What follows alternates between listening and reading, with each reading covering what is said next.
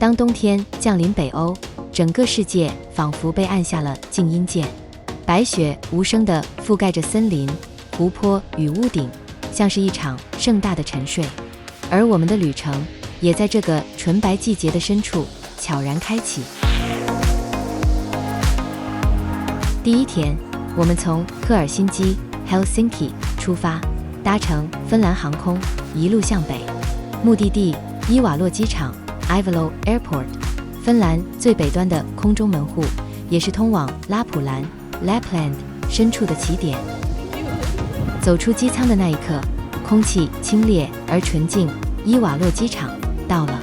停机坪上、跑道边、屋顶上，到处都是雪。冬天的北欧从不吝啬它的白色。这一刻，我们终于踏上了真正的雪国土地。一辆专车早已等候多时，载着我们驶向这片白色世界的深处。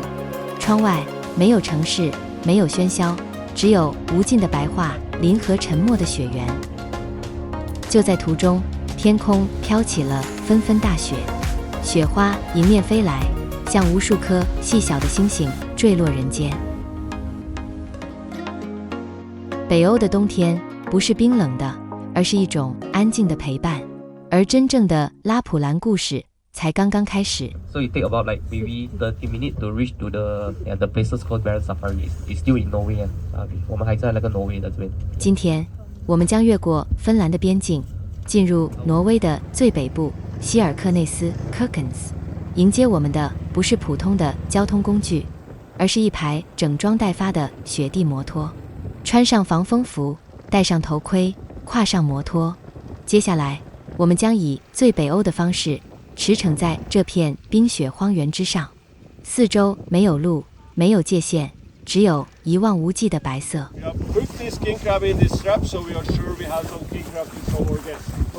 We don't fish the king crab in this fjord. Oh. Out in the open sea. I see. Oh. No, pull. We will not have a king crab. 冰层之下藏着这片寒冷海域最著名的馈赠帝王蟹。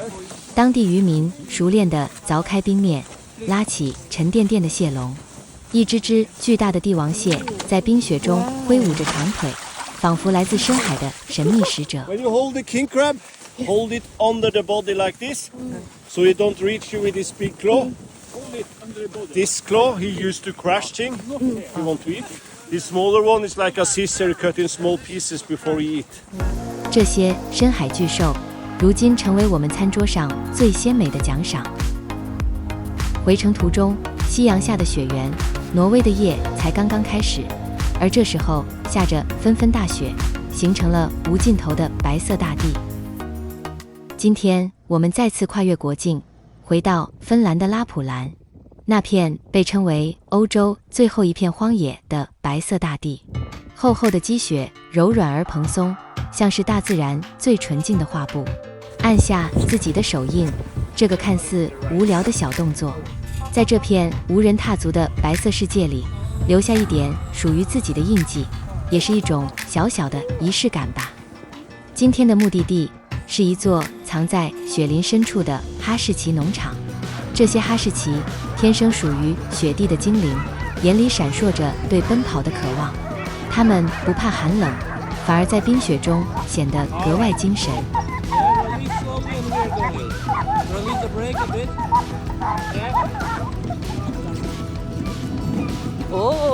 随着一声令下，狗狗们瞬间爆发，飞奔而出。来到哈士奇农场，最不能错过的就是乘上雪橇，亲自体验一次狗拉雪橇的乐趣。那种速度感，那种与自然融为一体的自由，紧张、刺激，又有说不出的兴奋与快乐。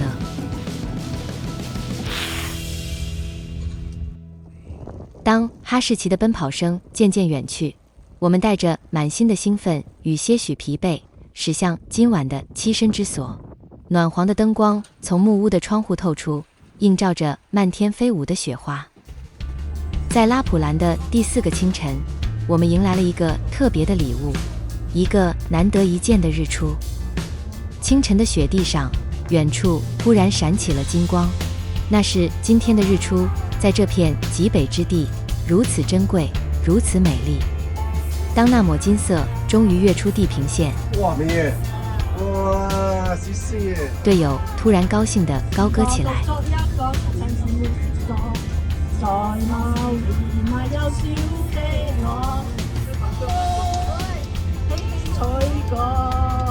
要知道，在拉普兰的冬季，太阳会连续2到4周不曾升起，但这里并非完全黑暗。正午前后，天空会泛起几小时的目光，带着温柔的粉色，像是大地在轻声呼吸。日出的余韵还在心中回荡，我们继续今天的行程。下一站是拉普兰另一个标志性的存在——驯鹿农场。乘坐驯鹿雪橇是另一种完全不同的体验。驯鹿缓慢而沉稳的步伐，像是时间本身在缓缓流淌。在拉普兰的冬季，太阳几乎不会真正升起，由于纬度较高，日出和日落会持续数小时，而不是几分钟。漫长的黄昏，像是大自然为这片土地按下了一个慢放键。黄昏时分，零下2度，我们来到了位于罗瓦涅米 Rovaniemi 的圣诞老人村。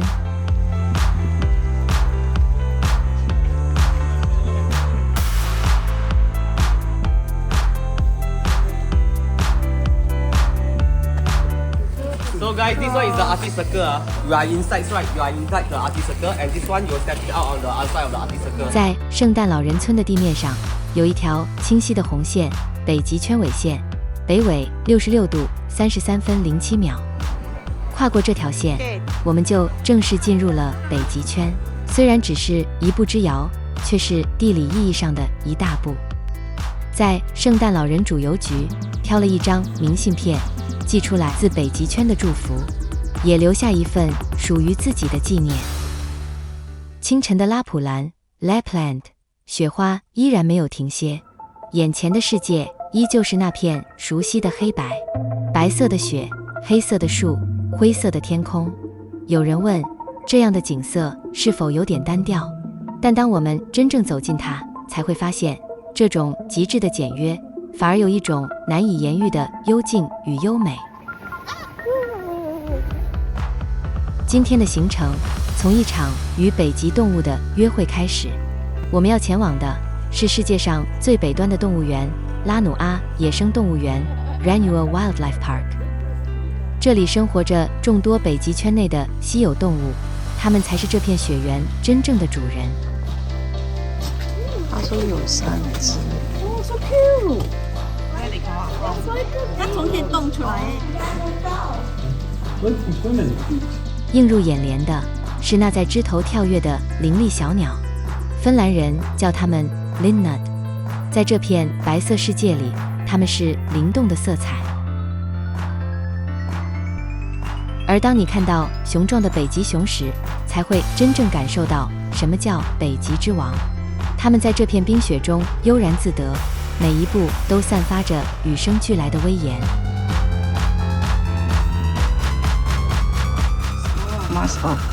还有那些来自远古的社牛，披着厚重的毛发，像极了冰河世纪的移民。它们静静地伫立在雪中，眼神里藏着1000年的风雪。黄昏降临，我们来到了一座传统的芬兰马场。Horse is very powerful. 1 horsepower. Okay. Yes, 1 horsepower. I like that. Let's go.